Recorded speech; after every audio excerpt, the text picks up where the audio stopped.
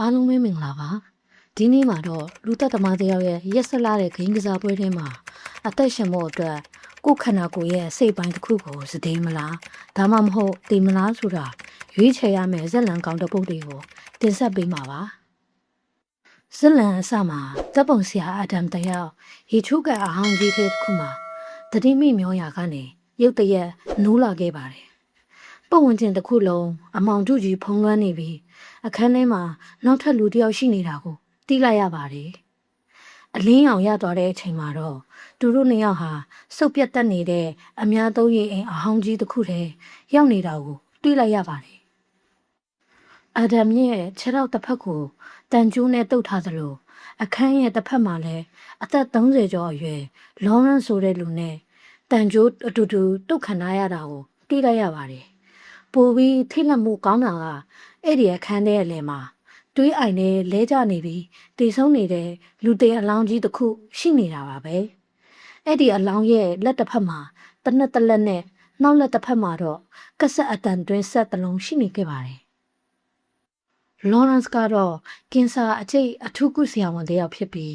အဒမ်ကတော့ကြီးစားတပ်ပုံဆရာတစ်ယောက်ဖြစ်ပါတယ်သူတို့နှစ်ယောက်ဟာဘာလို့ဒီနေရာကိုရောက်လာတယ်လဲဆိုတာစဉ်းစားလို့မရဖြစ်နေတော့မှာပဲသူတို့ရဲ့အိတ်ထဲမှာကက်ဆက်ခွေအသေးလေးတစ်ခွေစီရှိနေတာကိုတွေ့သွားကြပါတယ်ဒေါက်တာလော်ရန့်စ်ကလူသေးအလောင်းလက်ထဲကအတန်တွင်းဆက်ကိုလှုပ်ချောင်းနဲ့လမ်းယူပြီးအတန်ဖွင့်နားထောင်လိုက်တဲ့အခါမှာတော့ကြောက်မက်ဖွယ်ရာစိတ်ရုပ်အတန်ကြီးတစ်ခုထွက်လာခဲ့ပါတယ်အဲ့ဒီအတန်ကိုနားထောင်လိုက်တဲ့အခါမှာတော့သူတို့ကိုဖမ်းခေါ်လာတဲ့သူဟာလူသက်သမားဂျင်းဆော့ဖြစ်ကြောင်းကြေညာလိုက်တာပါပဲလူသက်သမားကအဒမ်ကိုပြောပါတယ်မင်းကသူတစ်ပါးအလုပ်တွေကိုချောင်းမြောင်းပြီးတပ်ပုံရိုက်စားနေရတဲ့လူဒီနေ့တော့မင်းကိုမင်းတေတာကိုထိုင်ကြည့်မလားတခုခုလုပ်မလားဆိုပြီးပြောလိုက်တာပါပြီးတော့ဒေါက်တာလော်ရန့်စ်ကိုကြတော့ပိုရက်ဆက်တဲ့စင်ခေါ်မှုတစ်ခုပေးလိုက်ပါတယ်ဒီနေ့ည6နာရီမတိုင်ခင်မင်းရဲ့အရှိကအဒမ်ကိုတက်ရမယ်မတက်ရင်မင်းရဲ့ဇနီးနဲ့သမီးကိုငါတက်ပစ်မယ်ပြီးရင်မင်းကိုလည်းဒီအခန်းထဲမှာပိတ်လောင်ထားပြီးအငတ်ထားတတ်မယ်တဲ့ရုံးထွက်ဖို့တဲလွန်စားအဖြစ်နိုင်ရန်ကနိုင်ကိုကြည့်ပါနှလုံးသားကလမ်းပြသွားလိမ့်မယ်ဆိုတဲ့စကားထားတစ်ခုကိုပဲပေးသွားခဲ့တာပါဒီလိုနဲ့တိတ်ခွေကိုခဏနားထောင်တဲ့လော်ရန့်စ်ဟာအဲ့ဒီအတိတ်ပဲနားလေသဘောပေါက်သွားပြီးနှလုံးသားပုံဆွဲထားတဲ့ရေတိုင်ကြီးလေးကိုတွေ့သွားခဲ့ပါတယ်ရေတိုင်ကြီးထဲမှာအမဲရောင်အိတ်တစ်ထုပ်လေးရှိနေတာတွေ့ခဲ့ပါတယ်အဲ့ဒီအိတ်ထဲမှာတော့တန်ဖြက်လွှတ်နှချောင်းပါလာခဲ့ပါတယ်သူတို့ဝမ်းတာအားရနဲ့ခြေထောက်ကတန်ကြိုးတွေကိုဖြတ်ပေမဲ့လွှကတန်ကြိုးကိုမဖြတ်နိုင်ပဲကျိုးသွားခဲ့ပါတယ်လွှကျိုးသွားတဲ့အခါအဒမ်ကဒေါရပေါက်ကွဲသွားပြီးလွှကိုပြစ်ပေါက်ခဲ့ပါတယ်လွှကမန်ကိုထိမှန်သွားပြီးမန်စလေးထွက်ကြလာပါတော့တယ်အဒမ်ကမန်ကိုကြည့်လိုက်တဲ့အခါဒီမန်ဟာတစ်ဖက်မြင်မှန်ဖြစ်နေတာကြောင့်ရှာကြည့်လိုက်တဲ့အခါမှာတော့ကင်မရာတစ်လုံးကိုပါထပ်ပြီးတွေ့ရှိခဲ့ပါတယ်ဒီလိုနဲ့သူတို့တိလိုက်ရတာကတော့သူတို့ကိုလူတစ်ယောက်ကစောင့်ကြည့်နေတယ်ဆိုတာပါပဲအဲ့ဒီအချိန်မှာပဲဒေါက်တာလော်ရန့်စ်ကရုတ်တရက်သဘောပေါက်သွားပါတယ်ဒီလွှကတန်ချိုးတွေကိုဖျက်ပုတ်ပေးထားတာမဟုတ်ဘူးငါတို့ရဲ့ခြေထောက်ကိုဖျက်ပုတ်ပေးထားတာဆိုပြီးတွေးပြက်စရာကောက်ချက်ချလိုက်ပါတယ်လော်ရန့်စ်ကဂျင်းဆော့ရဲ့အကြောင်းကိုစပြီးတတိယလာပါတော့တယ်ဂျင်းဆော့ဆိုတာအသက်ရှင်ရတာကိုတန်ဖိုးမထားတဲ့လူတွေကိုဖမ်းခေါ်ပြီးအသက်ရှင်စိတ်ရှိမရှိတေးပြီးနဲ့စမ်းတက်တဲ့စိတ်တစားလူသက်သမားတယောက်ဖြစ်တာပါပဲဒီကြားထဲမှာလော်ရန့်စ်ကအသိကိုပြန်တွေးမိသွားတယ်ရဲတွေကဂျင်းဆော့ရဲ့အမှုတစ်ခုမှာသူ့ကိုပထမဆုံးတန်တရားဝင်ခဲ့ဘူးကြပါတယ်ဂျင်းဆော့ရဲ့ထောင်ချောက်တစ်ခုထဲမှာလော်ရန့်စ်ရဲ့ဘောဝင်ကိုတွေ့ခဲ့လို့ပဲဖြစ်ပါတယ်ဒါပေမဲ့လော်ရန့်စ်မှာအပြစ်မရှိကြောင်းတက်တည်ပြနိုင်ခဲ့လို့အဲ့ဒီတော့ကတော့လွတ်သွားခဲ့ပါတယ်အဲ့ဒီတော့ကဂျင်းဆော့ရဲ့ထောင်ချောက်ကနေတူးတဲတော့အသက်ရှင်လွတ်မြောက်လာတဲ့မူးယစ်စီဆွဲနေသူအမျိုးသမီးအမရာအကြောင်းကိုပါအဒမ်အားပြောပြခဲ့ပါတယ်အမန်ဒါဟာသူမရဲ့ခေါင်းမှာတတ်ထားတဲ့ဝုံဝုံထောက်ချောက်ပြောင်းပြန်ကနေလွတ်ဖို့အတွက်လူတစ်ယောက်ရဲ့ဘိုက်ကိုခွဲပြီးတော့ကိုရှာခဲ့ရတာဖြစ်ပါတယ်အချိန်တွေကတရွေ့ရွေ့ကုံဆုံးလာပြီးညနေ6နာရီကလည်းနေကပ်လာပါပြီရေအိမ်အပြင်ဘက်လူဝက်နေရတဲ့နေရာမှာတော့ လော်ရန့်စ်ရဲ့ဇနီးအယ်လီဇာနဲ့သမီးလေးကိုဂျင်းဆော့ရဲ့အကူအညီပေးနေသူ zip ဆိုတဲ့လူကတနက်နဲ့ချိန်ပြီးတစားကန်အဖြစ်ဖမ်းဆီးထားပါတော့တယ်။ zip က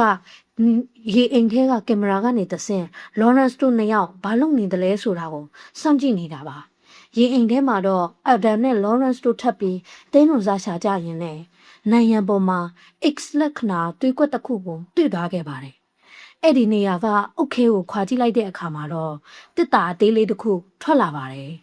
။အထဲမှာဖုန်းအဟောင်းတစ်လုံး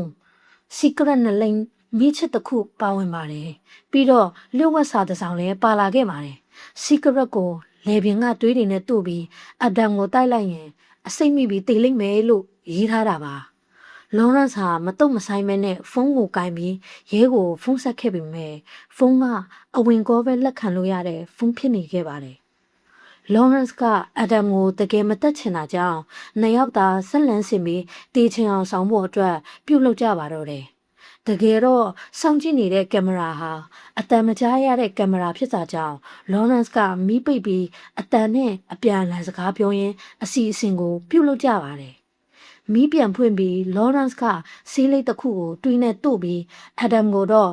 တွင်းမတို့ထားတဲ့ဆေးလိပ်ကိုပေးလိုက်ပါတယ်။အဒမ်ကလည်းဆေးလိပ်ကြောင့်အသက်ရှူချက်ပြီးတေချင်အောင်ဆောင်ခဲ့ပြီးလော်ရန့်စ်ကအဒမ်ကိုငါတက်လိုက်ပြီးငါတို့ဘွဲပြီးပြီဆိုပြီးအော်ဟစ်ခေါ်ပြောနေခဲ့ပါတော့တယ်။ဒီလိုနဲ့လူသက်သမားကအဒမ်ရဲ့ခြေချင်းဝတ်ကြိုးကနေ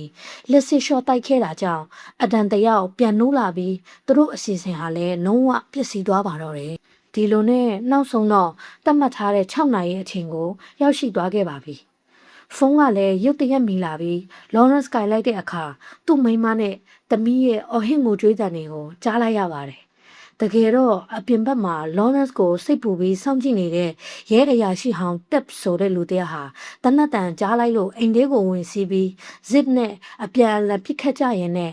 လော်ရန့်စ်ရဲ့မိသားစုကိုကယ်တင်နိုင်ခဲ့ပါတယ်။ zip ကထွက်ပြေးပြီးရဲအရာရှိတက်ဟာနောက်ကနေလိုက်လံဖမ်းဆီးရင်းနဲ့ zip ရဲ့ပစ်ခတ်မှုကြောင့်ရဲအရာရှိကလည်းတေဆုံးသွားခဲ့ရပါတယ်။ဒါပေမဲ့ဒီအခြေအနေတွေကိုရေအိမ်ထဲကလော်ရန့်စ်ကတော့မသိရှာပါဘူး။ဖုန်းလိုင်းကရုတ်တရက်ပြတ်တောက်သွားပြီးသူ့မိသားစုတေးပြီးအမှတ်နဲ့လော်ရန့်စ်တယောက်ဟာစိတ်တစားဆန်ဆန်ယူတွတ်သွားခဲ့ပါတယ်။မိသားစုကိုကယ်တင်မှုအတွက်သူဟာမတက်တာတဲ့အဆုံးမှာတော့တန်ဖြတ်လွှာကိုယူပြီးမိမိရဲ့ခြေထောက်တစ်ဖက်ကိုကိုယ်တိုင်အကြမ်းပတမ်းဖြတ်ပစ်လိုက်ပါတော့တယ်။ခြေထောက်ပြတ်သွားတဲ့လော်ရန့်စ်ဟာတွေးအိုင်ထဲကနေလူတေအလောင်းဘေးကတနက်ကိုယူပြီးငှောက်ကိုခွင့်လွတ်ပါလို့ပြောပြီးအဒမ်ကိုပစ်ခတ်လိုက်ပါတယ်။အဒမ်ပခုံးထိမှန်သွားပြီးလဲကျသွားခဲ့ပါပြီ။အဲ့ဒီအချိန်မှာပဲ zip ဟာရေအိမ်ထဲကိုရောက်ရှိလာပါတယ်။ခြေပြက်နေတဲ့လော်ရန့်စ်ဟာ zip ကိုတောင်းပန်မိမဲ့ zip ကအချိန်ကျော်သွားပြီမလို့လော်ရန့်စ်ကိုတပ်ဖို့ပြင်နေပါတယ်။ဒါပေမဲ့ဒဏ်ရာပဲရထားတဲ့အဒမ်ကရုတ်တရက်ခေါင်းကိုရိုက်တက်ပစ်ပြီးလော်ရန့်စ်ကိုကယ်တင်လိုက်ပါတယ်။လော်ရန့်စ်ကတွေးထွက်လွန်နေတဲ့ကြားကငါလူခေါ်ဖို့အပြင်ကိုတွားမယ်မင်းကိုကယ်ဖို့ငါပြန်လာခဲ့မယ်ဆိုပြီးခြေတစ်ဖက်နဲ့အခန်းအပြင်ကိုတွားပြီးထွက်သွားခဲ့ပါတယ်။အဒမ်တယောက်တည်းအခန်းထဲမှာကြံခဲ့ပြီးလွတ်မြောက်ဖို့တော့ရှာဖို့အတွက် zip ရဲ့အလောင်းကိုရှာဖွေတဲ့အခါမှာ zip ရဲ့အိတ်ထဲကကက်ဆက်ခွေတစ်ခုကိုတွေ့ခဲ့ပါတယ်။အဲ့ဒီခွေကိုဖွင့်လိုက်တဲ့အခါ